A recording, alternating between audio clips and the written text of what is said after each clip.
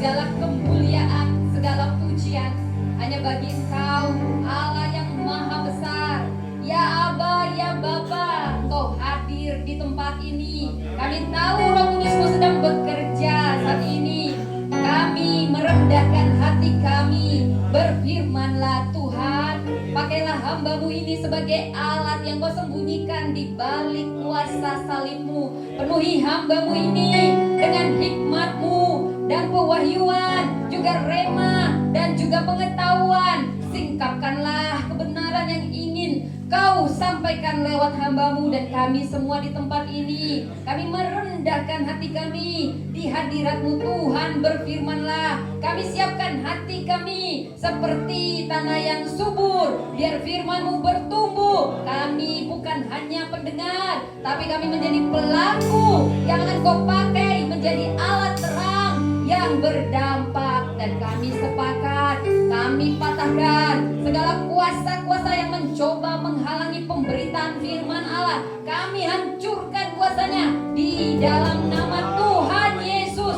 Tutup bungkus tempat ini, tutup bungkus kami semua, peralatan apapun Tuhan, agar pemberitaan firman Allah tersampaikan dengan clear dan kami menerima, menangkap, bertumbuh, berbuah bagi kemuliaan nama Tuhan. Sama-sama kita katakan amin. Silakan duduk Bapak Ibu. Shalom. Salam jemaat Anugerah Bethesda. Apa kabar? Ada sukacita? Yes, ada sukacita, ada luar biasa. Kasih tepuk tangan dulu. Tuhan Allah hadir. 2-3 orang kita di sini. Saya bisa melihat akan ada ribuan orang ya. Amin. Amin. Baik, firman Tuhan.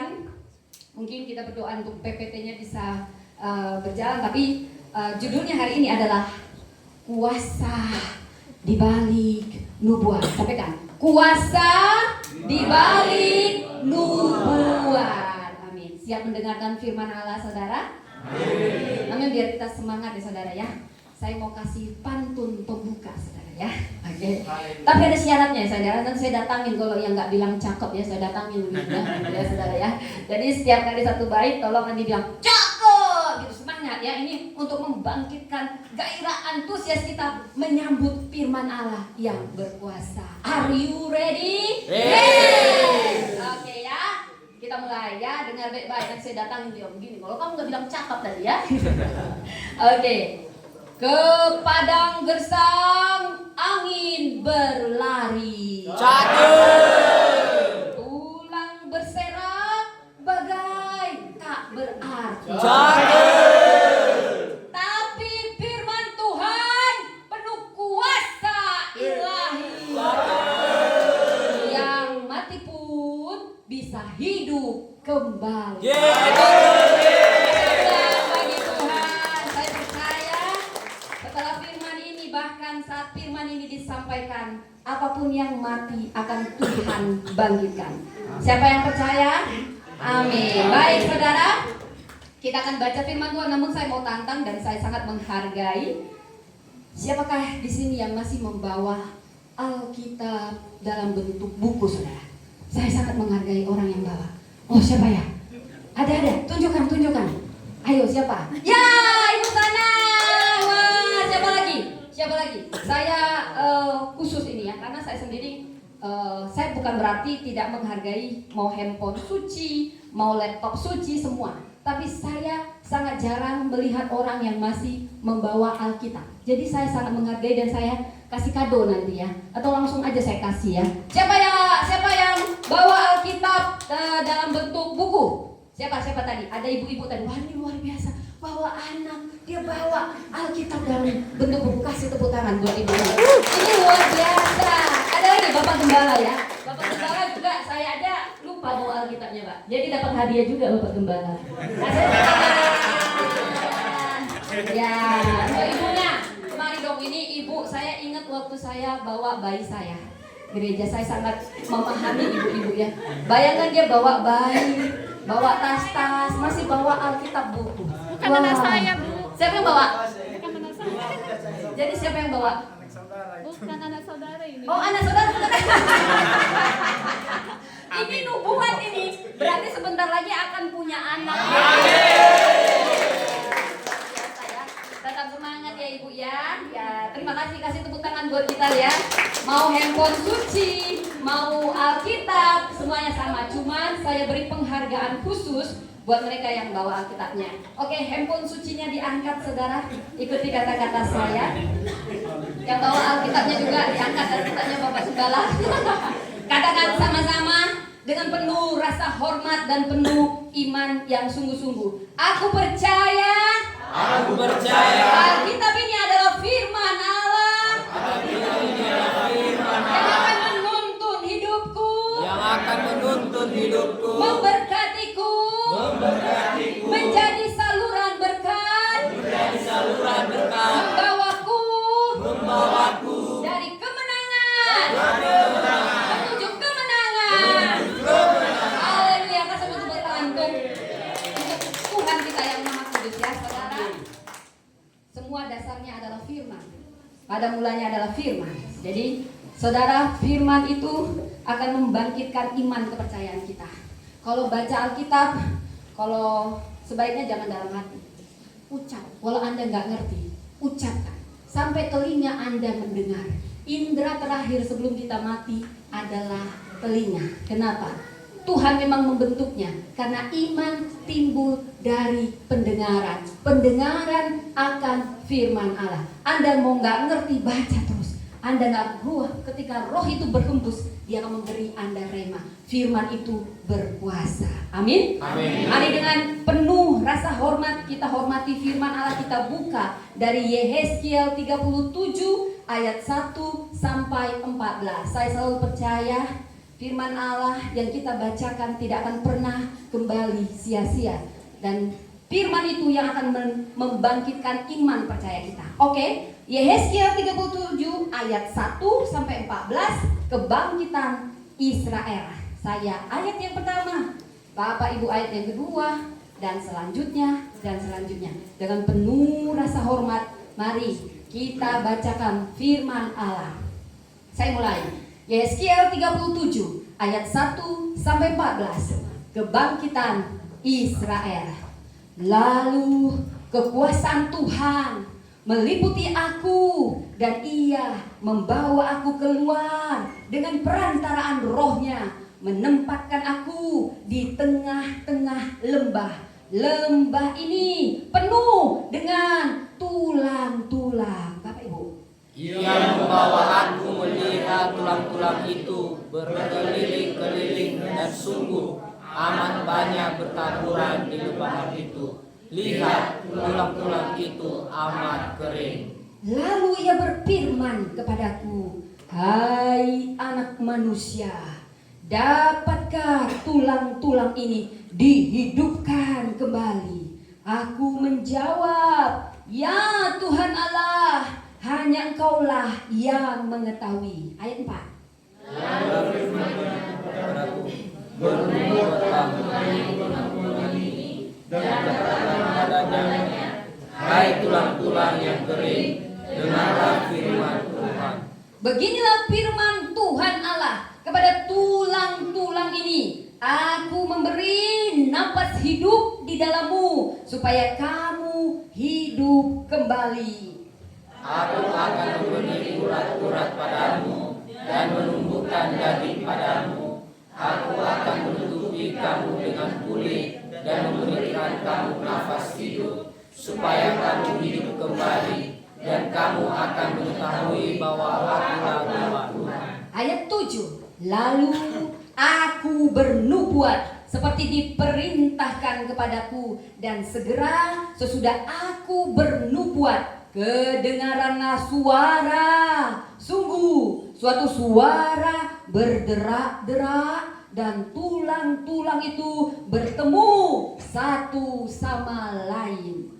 Sedang aku mengamat-amatinya, lihat urat-urat pada daging tumbuh padanya, kemudian kulitnya menutupinya, tetapi mereka belum bernafas. Maka firman-Nya kepadaku, bernubuatlah kepada napas hidup itu, bernubuatlah, hai anak manusia, hidup itu, beginilah firman Tuhan Allah. Hai napas hidup, datanglah dari keempat penjuru angin dan berhembuslah ke dalam orang-orang yang terbunuh ini, supaya mereka hidup kembali. Lalu aku berbuat seperti diperintahkannya kepadaku, dan nafas hidup itu masuk di dalam mereka, sehingga mereka hidup kembali. Mereka menjejakkan kakinya suatu tentara yang sangat besar. Firman-Nya kepadaku, hai anak manusia, tulang-tulang ini adalah seluruh kaum Israel. Sungguh mereka sendiri mengatakan, tulang-tulang kami sudah menjadi kering dan pengharapan kami sudah lenyap, kami sudah hilang. Oleh sebab itu, bernubuatlah dan katakan kepada mereka, beginilah firman Tuhan Allah, sungguh aku membuka kubur-kuburmu dan membangkitkan kamu, hai umatku, dari dalamnya, dan aku akan membawa kamu ke tanah Israel. Ayat 13. Dan kamu akan mengetahui bahwa akulah Tuhan pada saat aku membuka kubur-kuburmu dan membangkitkan kamu, hai umatku, dari dalamnya. Aku akan memberikan rohku ke dalammu, sehingga kamu hidup kembali, dan aku akan membiarkan kamu tinggal di tanahmu, dan kamu akan mengetahui bahwa aku Tuhan yang mengatakan dan membuatnya. Demikianlah firman Tuhan. Amin, amin, amin. Next, saudara, ini adalah penglihatan yang mengerikan, saudara. Bayangkan gambar ini. Anda masuk ke lembah penuh tulang-tulang, saudara. Ini yang dibawa oleh Tuhan kepada Yehezkiel, saudara. Tulang-tulang kering, tengkorak, itu lambang kematian. Jadi di sini jangan ada lagi yang pakai simbol-simbol tengkorak, cincin tengkorak, anting tengkorak, atau kalung tengkorak. Kalau bisa salib semuanya, saudara ya. Jangan tengkorak ya, saudara. Itu lambang kematian, saudara ya. Jadi saya mau cerita ini sedikit mengerikan kalau difilmkan, saudara. Bayangkan Anda dibawa dalam mimpi pun ini mengerikan. Anda di padang gurun banyak tengkorak, semua tengkorak yang sudah mati, saudara. Ini yang Yehezkiel alami, suatu penglihatan. Saudara, ini punya makna yang dalam. Next. Jadi saya harus jelaskan latar belakang dari Yehezkiel 37. Bangsa Israel mengalami 3 kali pembuangan. Ini terjadi dari tahun pertama 605 sebelum Masehi, 597 sebelum Masehi, 586 sebelum Masehi. Sebenarnya ada 2 suku. Saya telah. Jadi ada banyak suku Israel. 10 suku Israel hilang di pembuangan. Ketika itu pecah kerajaan Israel dan kerajaan Yehuda. Makanya sekarang ada yang namanya orang-orang Yahudi, bukan lagi Israel yang semuanya dari 12 suku ya, saudara ya. Jadi saudara, kenapa sih? Ini kan bangsa pilihan, kok dibuang? Karena Anda orang-orang pilihan. Allah itu menegakkan kasih-Nya seimbang dengan keadilannya. Kita anak-anak Tuhan akan lebih didisiplin daripada anak-anak dunia ini. Gak boleh suka-suka. Tetapi disiplin Allah, kasih karunia Allah ada di dalam setiap kehidupan kita. Jadi saya mau katakan bagaimana bangsa Israel ini digambarkan seperti tulang-tulang kering ini, saudara. Jadi benar, bukan tulang kering, itu perumpamaan, saudara. Nama saya seorang bidan.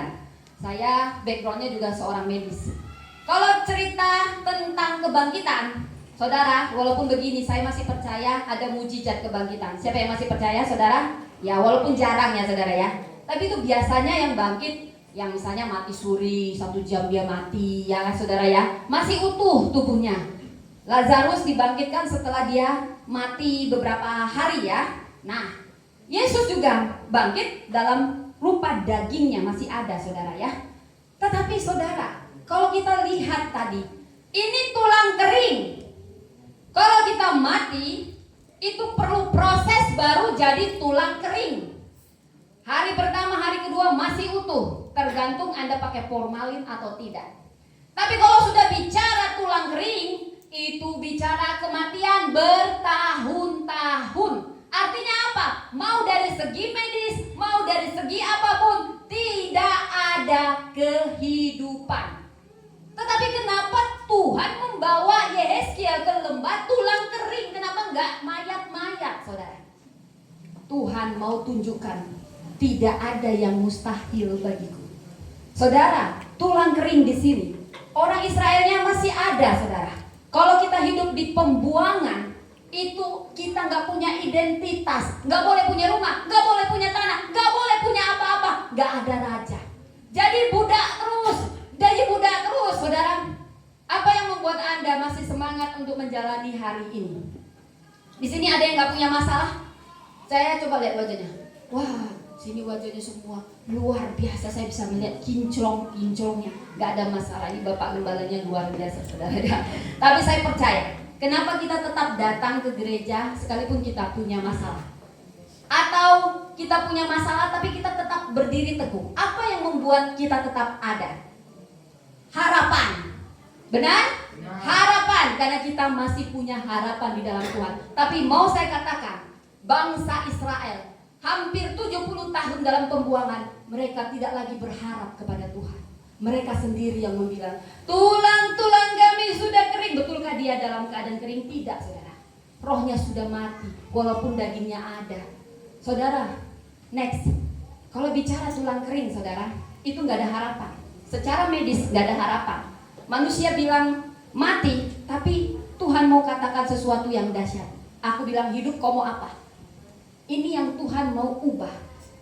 Firman Allah bukan hanya mengubah yang hidup, tetapi dia juga mau menunjukkan yang mati, matinya bukan 4 hari, matinya bukan yang baru kemarin atau seminggu, yang bertahun-tahun mati pun aku kalau mau hidupkan, hidup. Ini yang sedang Yehezkiel. Jadi bangsa Israel 70 tahun dalam pembuangan, mereka sebenarnya sudah mati walau dagingnya hidup, saudara. Next. Saudara, ini gambaran apa yang mati, saudara? Mungkin kita juga nggak usah bohong, saudara ya.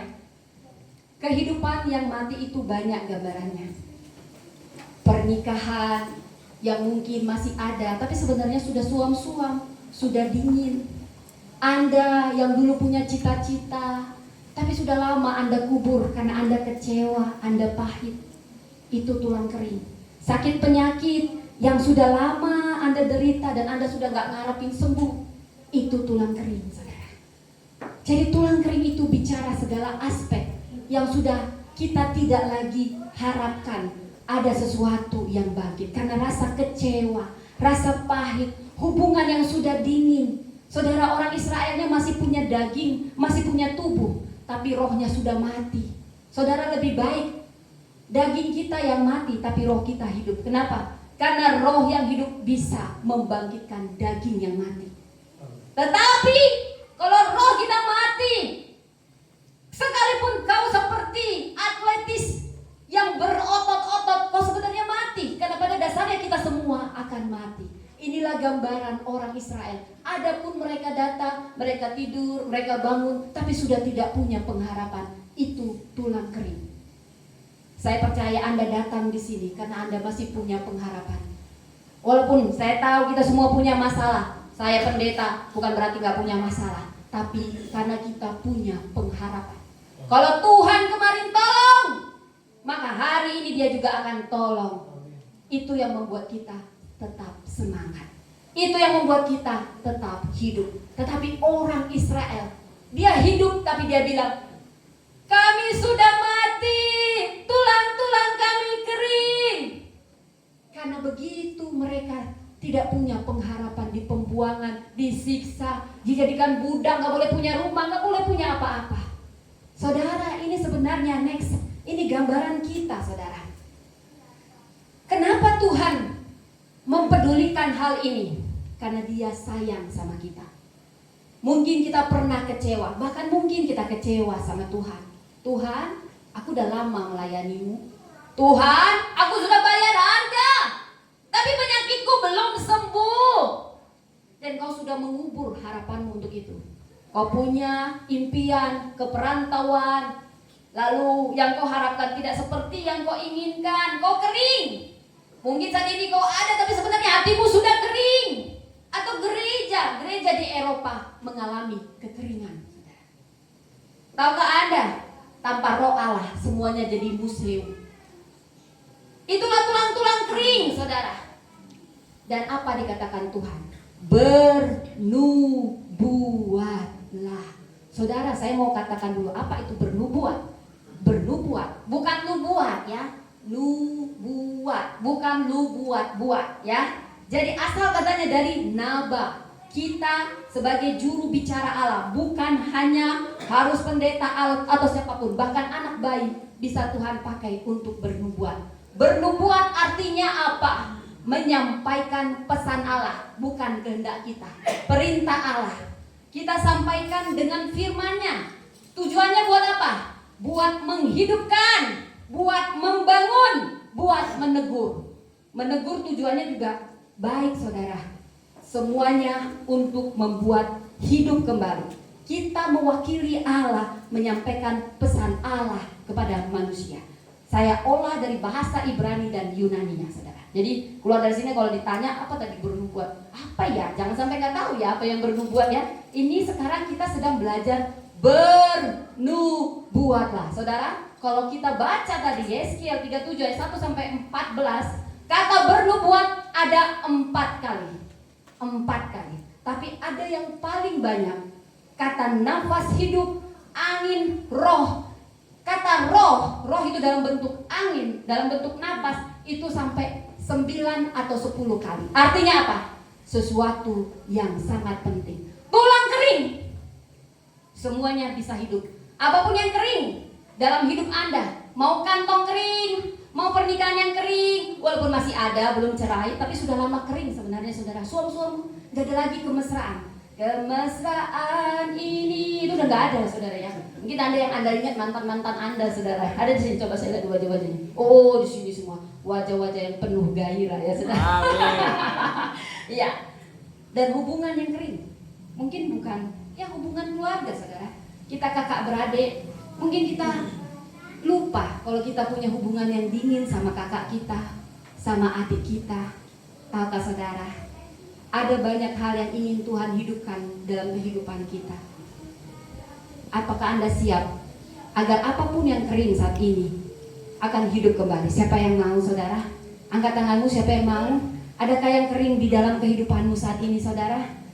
Adakah yang kering dalam gereja ini? Tapi saya tahu, saya merasakan urapan Roh Kudus di sini. Itu yang menghidupkan semuanya. Baik, saudara, saya akan sampaikan, saudara. Pertama kita harus paham. Dunia ini diciptakan. Bila kita membaca dari Kejadian 1, bumi belum berbentuk dan kosong. Bagaimana cara Allah menciptakan dunia ini? Apakah dia pakai alat-alat? No. Apakah dia pakai nuklir, pakai bom atom, pakai apapun? No. Tahukah Anda? Ada sesuatu yang dahsyat. Dunia ini diciptakan hanya dengan firman.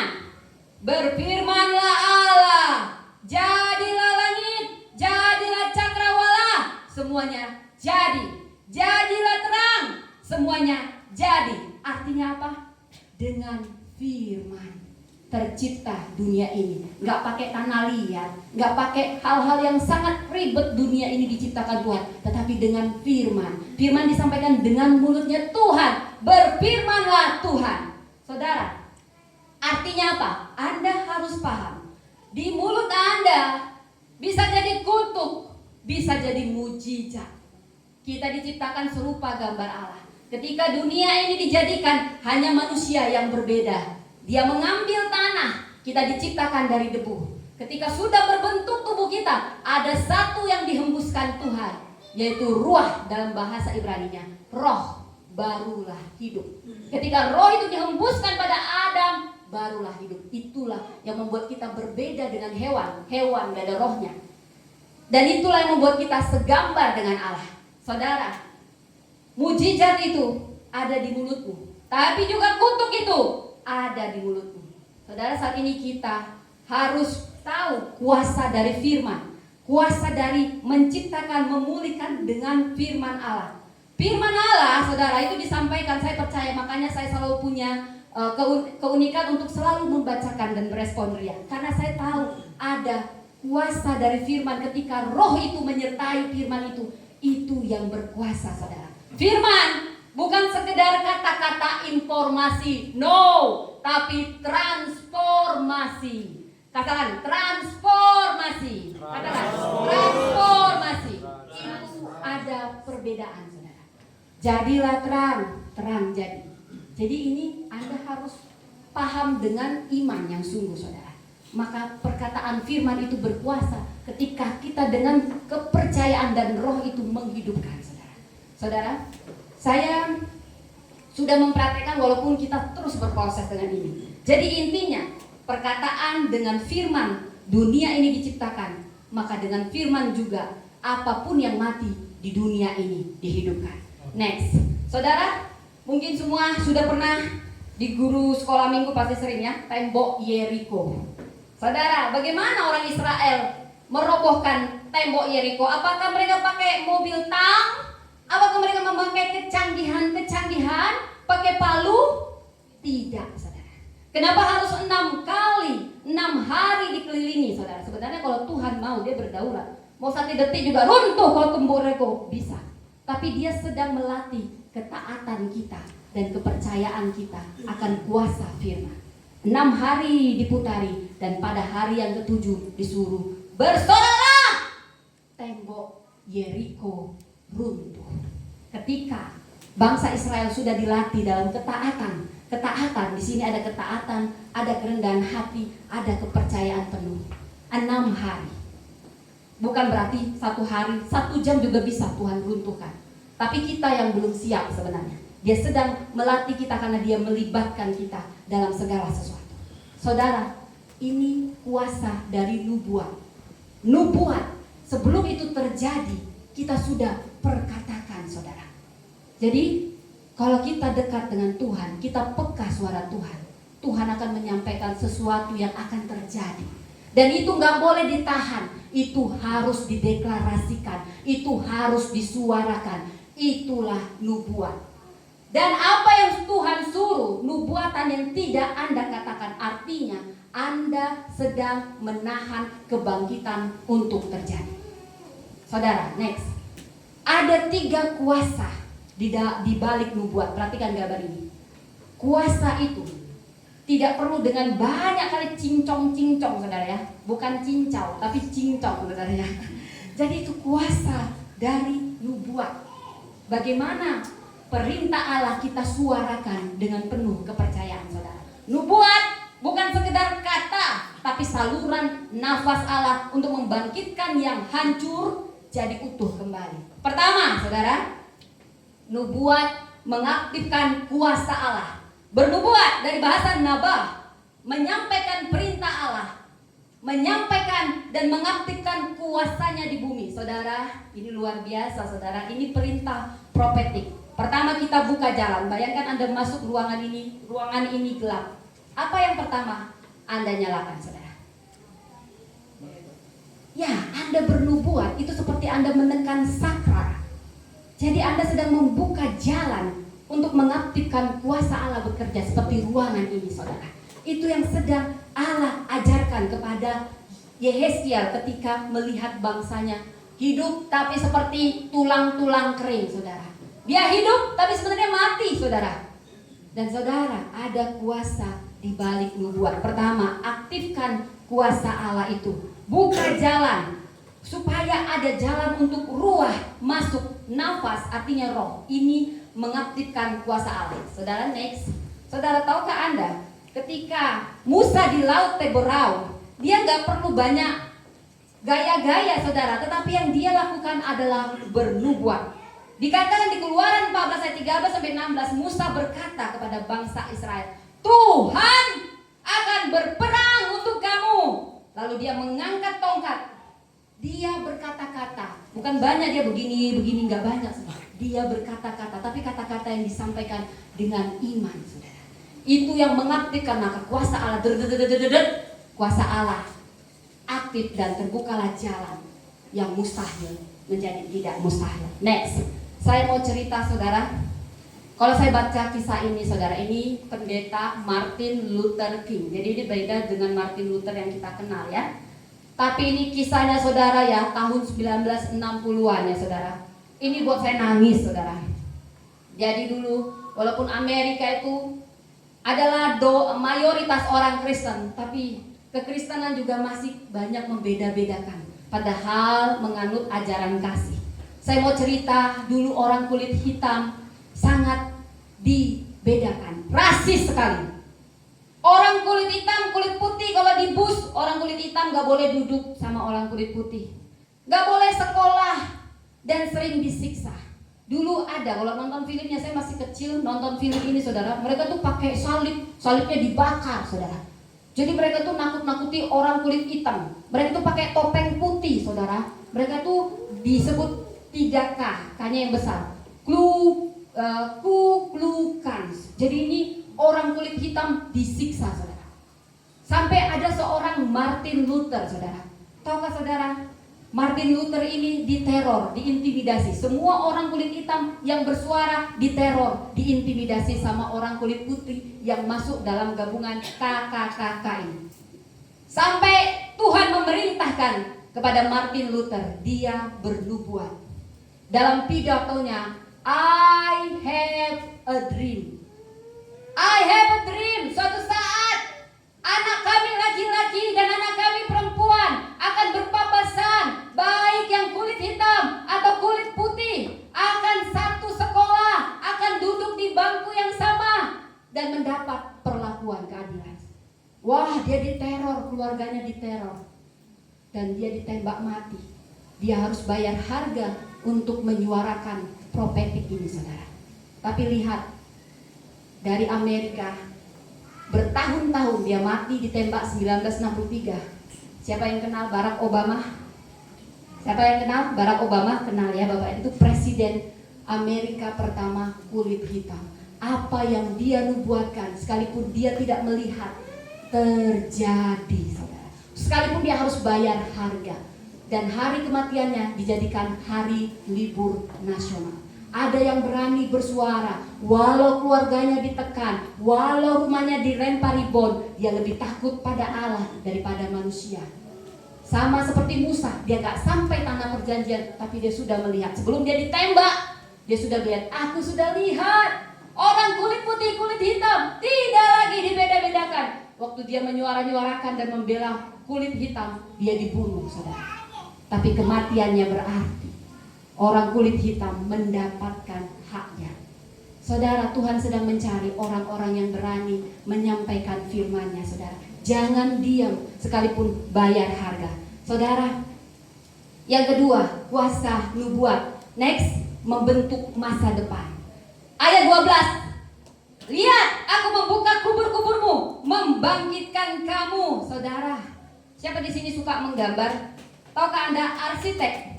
Dia sebelum membangun rumah, dia membuat sketsa. Itulah nubuat. Sebelum terjadi, Anda sudah merancangnya. Tapi yang merancang adalah Allah. Kita hanya alat menyampaikannya saudara. Sketsa masa depan saudara. Sama seperti 70 tahun Allah sudah merancang ada pemulihan, tapi dia butuh orang-orang yang bernubuat. Saudara, sebenarnya Tuhan bisa, gak perlu pakai kita. Tapi begitulah besarnya kasih Allah. Dia ingin melibatkan kita dalam segala transformasi yang dia lakukan. Saudara, saya mau cerita saudara. Abraham, kapan dia disebut Bapak segala bangsa? Saat dia punya anak atau sebelum punya anak Bapak Abraham disebut Bapak segala bangsa? Saat dia umurnya hampir 100 tahun, tapi istrinya belum juga mengandung, dia sudah disebut, kau akan disebut Bapa segala bangsa. Dan semakin banyak tantangan, pada akhirnya Abraham sampai saat ini Bapa segala bangsa. Itulah nubuat saudara. Sebelum terjadi kita perkatakan dan itu akan terjadi. Sekalipun kita sudah mati saudara. Martin Luther dia mati, tapi belum terjadi, tapi tetap terjadi. Karena firman Allah yang disampaikan tidak pernah kembali sia-sia. Next, Saudara, siapa di sini punya Apple, saudara, atau apa? Steve Jobs. Nah, kenal nggak nih Steve Jobs? Nanti Anda nggak kenal lagi siapa nih Steve Jobs. Ini yang buat Apple, saudara. Dia sudah mati, saudara. Tapi tahukah Anda, sebelum dia mati, dia menubuatkan profetik. Walaupun dia orang sekular ya, saudara ya. Tapi saya tahu itu sesuatu yang berbau rohani. Dia katakan, suatu saat nanti, artinya sekarang dan di masa depan, dia sudah menubuatkan tentang dunia digital. Semua akan ada di tangan semua orang. Saya yakin di sini semua ada yang nggak punya handphone di sini. Ada yang nggak punya handphone, Bapak Ibu? Semua punya handphone ya. Dan saya yakin ya, itu artinya sebelum itu terjadi, dia sudah perkatakan, walaupun dia sudah mati sekarang. Itulah kuasa nubuat. Jadi saudara, apalagi yang ketiga, kuasa dari nubuat. Ini intinya. Tadi yang pertama, saudara, apa kuasa di balik nubuat? Mengaktifkan kuasa Allah. Yang kedua, membentuk masa depan. Yang ketiga, menyatakan kehadiran Roh Kudus. Saudara, ketika Tuhan menciptakan Adam, tubuhnya ada, tapi sebelum dihembuskan roh, itu seperti boneka. Apapun yang ada, kalau tidak ada rohnya, tidak akan hidup. Saudara, saya mau cerita. Ini inti dari semuanya ini. Ketika kehadiran Roh Kudus kita nyatakan, dia masuk, itulah yang menghidupkan. Firman tanpa kuasa Roh Kudus itu tidak berkuasa. Tetapi ketika firman yang kita aktifkan kuasa Allah dan kita percaya Roh Kudus bekerja, itu yang membuat kehadiran Allah sehingga apapun yang mati hidup kembali. Saya mau cerita saudara, Pentakosta next, hari yang ke-50. Kita cerita para murid ya, dulu orang Kristen, bersyukurlah kita ini ya saudara ya. Dulu orang Kristen, mereka sembunyi-sembunyi. Bahkan saat ini di Cina, banyak orang Kristen disesah sedang beribadah. Ada yang harus beribadah jam 3 pagi. Mereka kumpul di gudang-gudang. Bahkan ada yang namanya gereja bawah tanah. Karena banyaknya tantangan saudara. Ada yang gak salah cuma nyanyi, dipukulin saudara. Itu dah juga terjadi pada jemaat mula-mula. Apalagi ketika Yesus disalibkan, para murid pengejut, Petrus pengejut, semuanya muridnya pengejut, saudara. Tapi saudara, ketika mereka bernubuat, disinilah kebangkitan gereja mula-mula. Mereka bernubuat, mereka mengaktifkan kuasa Allah, dan masa depan gereja dibentuk, dan hadirlah Roh Kudus, saudara. Petrus yang pengejut dan menyangkal Yesus 3 kali. Sekali dia berkhotbah, 3.000 orang percaya. Pendeta di Cina disiksa, dipenjara, disesah, banyak orang Kristen, tapi mereka tetap berani. Kenapa? Karena Roh Kudus bekerja, saudara. Kita nanti akan memperingati hari turunnya Roh Kudus, dan saya berharap ketika Roh Kudus itu dihembuskan, kita menjadi orang-orang yang militan apapun tantangan.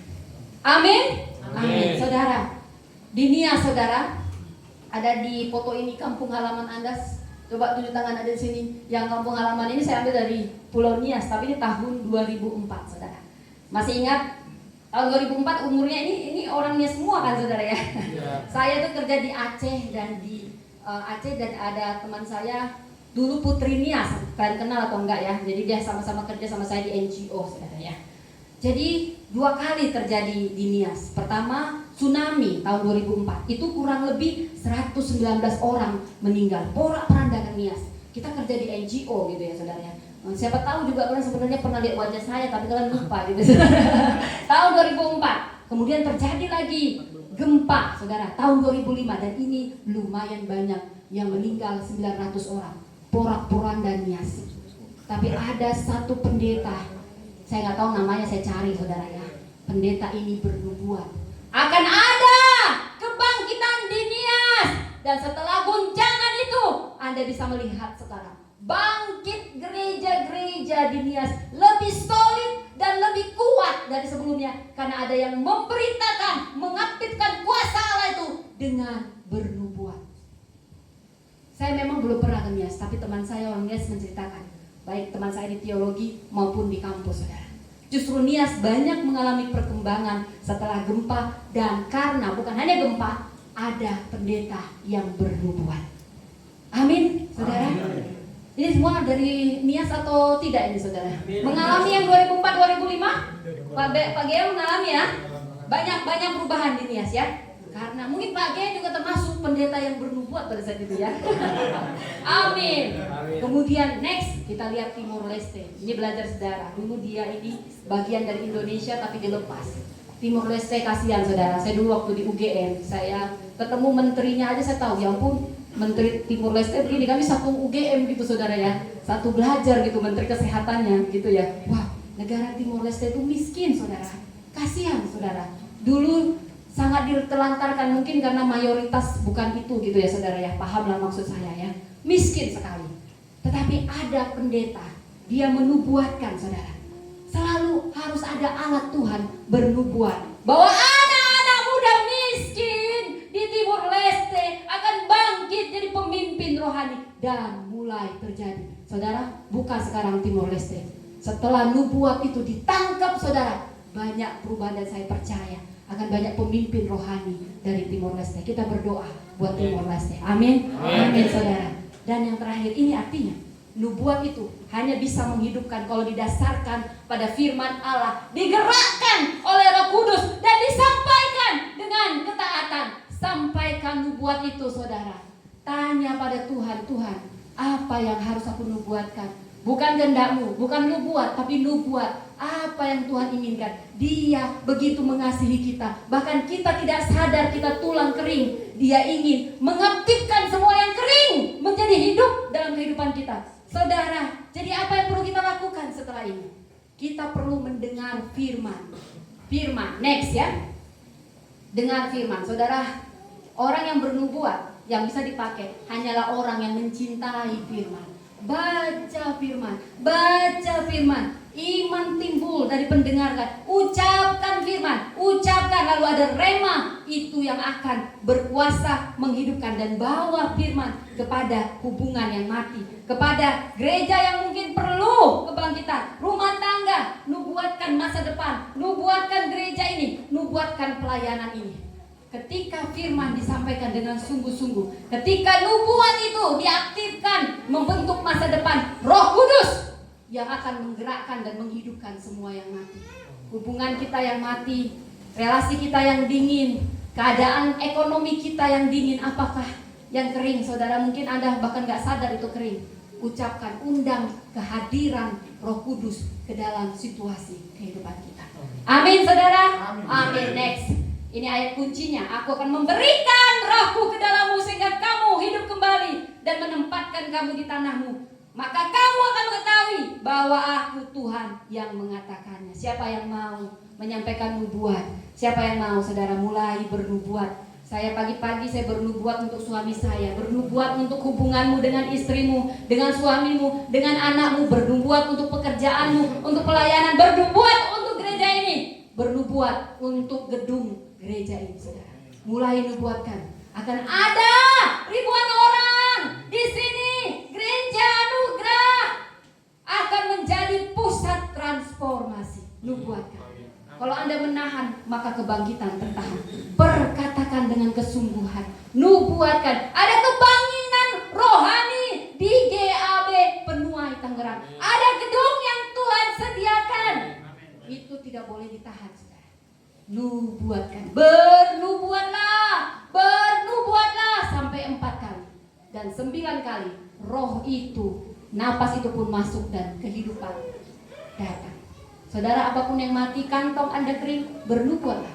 Allahku Jehovah Jireh, sampaikan firman itu. Allahku Jehovah Jireh, semua kebutuhanku akan terpenuhi menjadi saudara. Amin saudara. Amin. Amin. Mari kita berdoa. Bapa Surgawi, terima kasih untuk firman-Mu. Kami mau Kau pakai sebagai alat-Mu bernubuat, sehingga firman-Mu mentransformasi apapun yang mati di dalam kami, di dalam gereja ini, di dalam relasi kami, di dalam keuangan kami.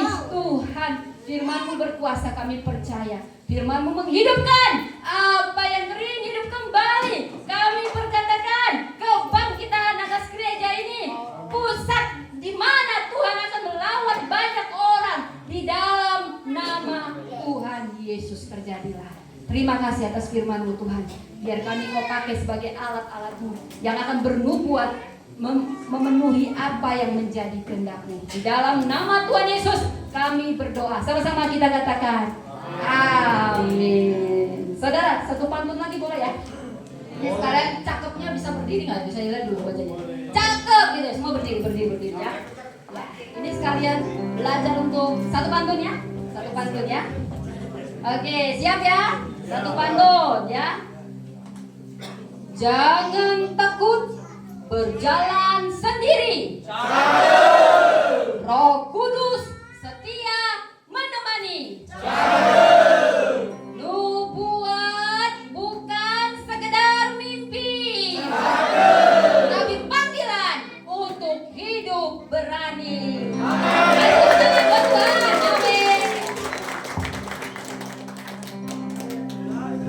Nanti kalau yang mencatat ada hadiah ya Bapak Ibu ya. Nanti yang sampaikan sama Bapak Gembala ya.